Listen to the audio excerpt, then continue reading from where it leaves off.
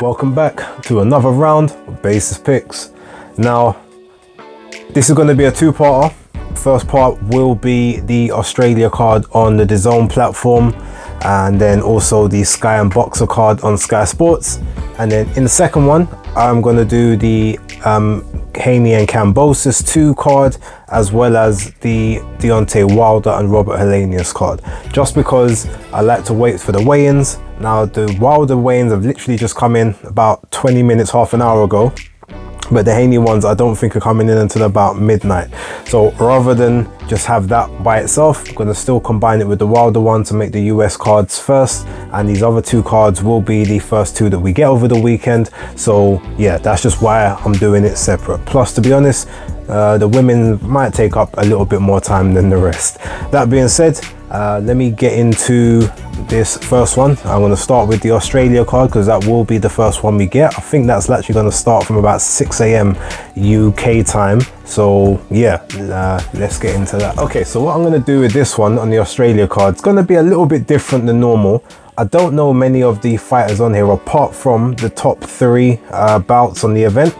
So I'm going to go through them, and I'm actually just going to, for lack of better words, shits and giggles, just gonna go through and predict each individual fight on the card just based off of a vibe. So if I start right at the bottom of the card, Dylan Biggs versus Mirko Pizzi. So Biggs is 5-0, no, he's 6-0 with 5 KOs, and Marco Pizzi is 4-2 with 4 KOs. Right, so I'm gonna go with Dylan Biggs on that one. Just seems the most likely. Right, now we've got Jalen Tate against Reese Evans. Now this one's interesting because Jalen Tate is 9-0. He's a 9-0 prospect, and Reese Evans is making his professional debut. I don't think this has ever happened in the sport before, where someone with a winning record, or undefeated record I should say, faces a prospect who, and you know, outside of maybe like a 2-0 or a 3-0 type, you know, sort of type record. I've never seen it with a 9-0 before. So Reese Evans is, I guess they've really got a lot of belief in him. Eddie didn't make the matchmaking on this one. This is down to the Australians. So I've got to think that he is the goods. That being said, I am going with my head rather than my gut on this one, and I'm going to go with Jalen Tate, who is the 9-0 prospect. It just, I can't see a debutant coming into the professional game just beating someone with, you know, sort of that much experience outside of them, you know, just coming into the scene. So next I got Benjamin Cameron Hand versus Ricky Ogden. Now this one was a undefeated versus undefeated, 3-0. Ben Cameron Hands versus Ricky Ogden, who's 2-0. But Ricky's got 2 KOs and Ben has got 1 KO from his 3 wins. So this one would, I guess, suggest that Ogden might be the puncher of the 2 and Ben may be more of the slightly better boxer operator. I'm going to go with the puncher on this one, so I'm going to go with Ricky Ogden for the victory with that. Next one on the card is Matteo Tapia versus Abdoulaye Mayweather. Now, this one, Matteo is 14-0 with 9 KOs and Abdoulaye Mayweather is 7-0 with 5 KOs. Again, I'm going on vibes, but if I look at percentage-wise of stoppages, Abdoulaye Mayweather has the higher percentage rate. So he may be the outside fighter, but I'm going to go with him. He seems very confident from what I saw in the press conference. So yeah, Abdoulaye Mayweather, that's who my money's going on for that. Now, top 3 is a bit more cut and dry for me personally. So the third from last fight is Dempsey McKean against Patrick Corte. Now, Dempsey's 21-0. with 13 KOs, Patrick Corte is 18-1 with 15 KOs. But Patrick comes from, I think he's German, and essentially has been fighting a lot of straight German opponents who, for the most part, you would imagine are very up and down, sort of quite rigid boxers. I'm sure he's fought several Romanians, you know, sort of Croatians, those type, Polish type opponents. Dempsey is obviously the guy with the world rankings, and I can't see that he would want to go back to his home country, you know, and get himself beat by someone who's has absolutely no name or no profile whatsoever. And I don't think the team, who are obviously trying to invest in him for the Australian market as well as the British market, would allow that to happen. So I'm quite comfortable in thinking that Dempsey McKean gets the victory here, and I'm also going to predict that I do think he will get the stoppage. He hasn't looked great in his last couple, but he has been trying to obviously learn his new style with you know, sort of with, who is it? I think it's with Tony Sims, yeah, I think he's with Tony Sims at the minute. So yeah, I'm gonna go with Dempsey McKean, and I'm gonna go via knockout as well for this. He's got to make a statement. Next up, Sky Nicholson and Christina Jacobs. So Sky is 4-0 with no knockouts, and Christina is 6-3 with no knockouts. Now, Sky's been getting better and better each fight that she has. She's transitioned quite quickly from her amateur style sort of point scoring in and out to sort of sticking more towards the mid-range. A lot of the time she will still be on the outside, so you know, outside to mid-range, just because she is quite tall and long, got very long limbs, and is able to, you know, pop that jab out and spear that jab without taking punishment coming back. And it looks like she's been getting a little more torque on the jab than she used to. So I do actually think that, just due to the fact that Christina has a bit of a leaky defense from past bouts that I have seen, and throws quite wide as well, I think that Sky will definitely jab in between her shots. If they are coming wide, I think Sky will be able to get to the target a lot quicker than Christina will. She's obviously the taller girl, so like I said, she can bob and move, she can stay around the peripheries and keep it moving that way. And as I said, she's been getting better with sitting down on shots fight by fight. She has dropped a couple of opponents, hasn't got any knockouts yet, but with this, I believe being a 8-rounder, because it's a Commonwealth featherweight title, actually it might even be a 10, because technically it's still a belt, so it could be a 10-rounder. And if that's the case, I am actually going to predict Sky to get her very first KO victory. I think it'll be more of a TKO, ref stoppage, or maybe a corner throwing in the towel, as opposed to her opponent taking a 10 count. But I do think she's going to hit hard, hit often, and I think she will hurt Christina Jacobs. So I'm going to go with Sky Nicholson to win a TKO victory. Main event now is a bit more of an interesting one. So you got Liam Paro versus Brock Jarvis. Now Paro is 22-0 with 13 KOs, and Brock Jarvis is 19-0 with 17 KOs. And this is actually Brock Jarvis's 8th weight division. He's come up all the way from bantamweight. No, it was not bantamweight. He's come up from, I think he came up from one of the flyweights, because he's now coming to super lightweight. So Brock, I guess, is the naturally smaller guy, you would think, but seeing them side by side and at the weigh-ins, he actually looked bigger than Liam Paro did. He's got the higher knockout percentage. I mean, he's more of a come forward pressure fighter, aggressive, you know, making you work when you don't want to type of guy, which is how he's managed to get a lot of his stoppages. Just loads of aggression, like relentless pressure. Opponents are wilting before him, and it just causing a problem. However, Liam Paro he's more of a boxer. He's a boxer puncher, but he's more of a pure boxer that can maneuver around his opponent, stick the jab, nice clean 1-2s, good upper body movement, good upper sort of level changing when it comes to attacks, and always being able to spin out from his opponent's range. And he's done that quite, you know, sort of quite significantly throughout his career. I think the biggest telling factor in this fight would be the fact of Paro being southpaw and Jarvis not having faced many in his pro career thus far. And I guess, again, being a naturally smaller guy, having come up 8 divisions, whereas, you know, Paro is pretty much where he's been from the start, I feel like he's going to be the most comfortable one in there. Don't know necessarily how Brock's going to adjust to those extra 5 pounds on the frame. you know, after having throughout all the others. If it goes past the mid rounds, that's where I see Liam Paro definitely taking over. One thing though, Paro does actually have quite a big head compared to Brock Jarvis, so he definitely will have to make sure his defense is tight, because he will be able to get hit with random shots, whereas Jarvis's head is a little more compact and it will take a lot more punch placement to get those shots off. But I do actually think that Paro wins this fight, and I'm even gonna go as far as predicting I think he gets a stoppage late on due to Brock Jarvis maybe fatiguing. I mean, he has been hurt in a couple fights recently, you know, for moving up the weights. So yeah, we're gonna see if that is the case.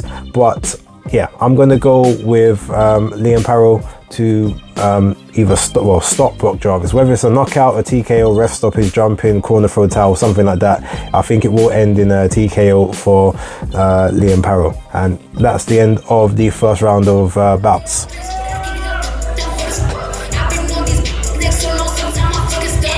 Official weight 9 stone 3 pounds 5 ounces for the bomb, Alycia Baumgardner. Reigning, defending IBF, WBO, and Ring Magazine Super Featherweight Champion, Michaela Mayer.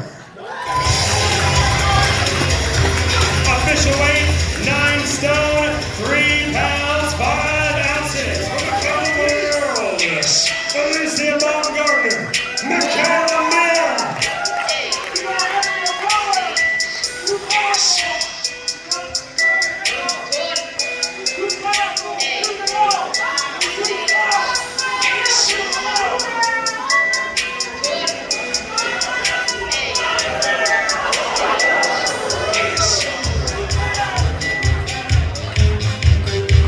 Official weight 11 stone 5 pounds 5 ounces. The champ's here. The champ's here. The champ is here. 11 stone 5 pounds 5 ounces for the gold.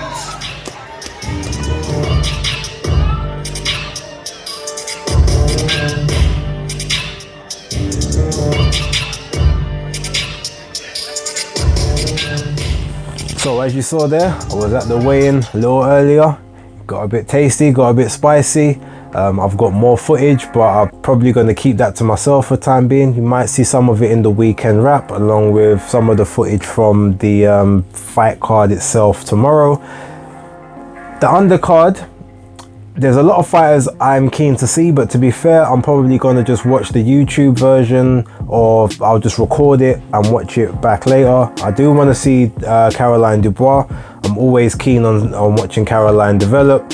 She's a South London girl, so I got to big her up every time, and she's definitely the business. With that, you know, me love a southpaw, and she's a southpaw. She's a spiteful southpaw as well. So I'm definitely looking forward to her. I'm looking forward to seeing Shannon Ryan progress even more than she has been. She was at the weigh-ins earlier looking very confident. Her opponent even gave her the slit throat emoji, as we're gonna call it. Yeah, so I want to see how Shannon copes with that, and I want to see if she actually gets the stoppage to make up for the disrespect. Lauren Price, I think she's going to be nice and tidy. I think she's going to just dominate the fight without ever really coming out of second gear, to be totally honest. Claressa, I'm actually expecting to get her first knockout, because I think Sakharov is going to come to fight, and Claressa definitely sits down on her punches. So I can see if Sakharov just goes off kilter, it could end up being a quick night for her. But yeah, Claressa Artenstall, I'm definitely going for the KO with her. Obviously, saw Ebony Jones, I saw April Hunter, Sarah Liegman. I spoke with Sarah very briefly as I was leaving. Wished her good luck. She's not going to have much problems with Beck Connolly. I don't think she'll get the stoppage, but I do think she's going to just dominate. I think it's 6 rounds out of 6. I think it's a 6 rounder. Yeah, so that's that done. Now, time for the co-main and the main event, or the 2 co-mains I should say, or the 2 main events, however you want to drop it. Right, starting off with Michaela Mayer versus Alycia Baumgardner. it's been seen all throughout this week, as well as pretty much the time before it got cancelled, or postponed I should say. Alycia Baumgardner seems to be in Michaela Mayer's head with the whole "you've been entitled," like sort of, you know, you didn't have to work as hard as I did for this, you know, you had money behind you, so quote unquote. Now Michaela looked at that like, oh, you're trying to say I came for money, but I didn't. Like, my mum was a crack addict, my dad raised us all by himself, very rare. But you know, Alicia's talking about the fact that you was on the Olympic team, so from you on the Olympic team you get stipends, you know, free food and board, you know, all your equipment's paid for. So like, yeah, tournaments, you get a helping hand. That's how she's coming across, but that seems to have rattled Michaela. How I see this one playing out, look, I said in the previous video that I was putting out for this, I was saying that if Alycia Baumgardner doesn't knock Michaela Mayer out, she doesn't win this fight. I've changed my mind on that slightly. Now look, she is the only true away fighter in this whole platform, so the chances of her getting the points decision is very slim, but I do see Michaela Mayer coming out quite aggressively in the first couple rounds to impose her will on Alycia Baumgardner, and I even see her sort of sweeping maybe the first 2 or 3. But in that space of time, I do see her leaving herself open to getting hit with something. Not something that's gonna take her out, but something that's gonna bring her off balance or make her rethink her strategy for the second half of the fight. Now, it's normally been said that Michaela Mayer is the one that's gonna go the distance, and Alycia Baumgardner is the one that's basically gonna, you know, attack hard and attack fast, and if she can't get you out by sort of 5th, 6th round, then she's gonna coast and she's gonna be spent. In this particular one, I think that she's actually gonna use her superior athleticism, her footwork, her level changes, and just basically keep Michaela Mayer, constantly keep her turning, constantly jabbing with her, attacking her to the body. I think that's going to be a big game plan for her, and I think she's actually going to just rack up rounds. I think she is actually going to outbox Michaela for good chunks of the fight, because Michaela looks like she's coming in with more of a aggressive manner and sort of a bit more of a impassioned mindset, as opposed to being calm and calculated. And if Coach Al can't keep her under control and keep her calm, that's going to play into Alicia's hands. So I think that ultimately, everyone knows I'm biased towards Alycia as a person. I try not to be biased in predictions, but I do believe that Alycia Baumgardner does take this fight, and I'm not sure if it's a knockout. It could be a stoppage, maybe a body stoppage, a shot that Michaela just can't withstand, maybe taking a sustained punishment and the ref jumps in, possibly even controversially. But I am gonna go with Alycia to win this fight. I've done it the most unbiased way I can. I've thought about the pros and cons of each person, but I just feel like Michaela is in a different state at the moment. She's reacting out of character in a lot of situations at the minute, and that tells me that Alicia's in her head, or it tells me that she's maybe won't be following the game plan as tightly as she should. So just for that reason, I do think that Alicia's going to capitalize on that, and she's just going to either outland her with the hard shots, or she's going to have her turn in, maybe tire her out, maybe the gas tank won't be where it needs to be. So, but I'm going to go with Alycia. I do hope she does it, and if it does go to the cards, I hope that the right lady wins, whoever that may be. No home cooking, no hamadouche cards, please. That's the only thing I want in this instance. Last but not least, so we got Claressa Shields versus Savannah Marshall. 3 belts or 4 belts versus 1 belt, undisputed. Look, so the way I see this one playing out, Savannah Marshall, I think, is going to not necessarily start slow, but I do feel that she is going to end up conceding maybe the first 1 or 2 rounds, not through being outboxed, but just through maybe not being active enough maybe throwing some good shots, landing some good shots even, but just being outworked by Claressa Shields. I think Claressa is on a mission to impose herself and to make Savannah feel as if she's gonna be in her first dogfight. And I think Claressa feels that being at close range on the inside is the easiest and the most effective way for her to stay away from Savannah's power shots and Savannah's main arsenal, while being able to implement her own and hopefully jostle, disrupt, and maybe even break Savannah's confidence and her spirit.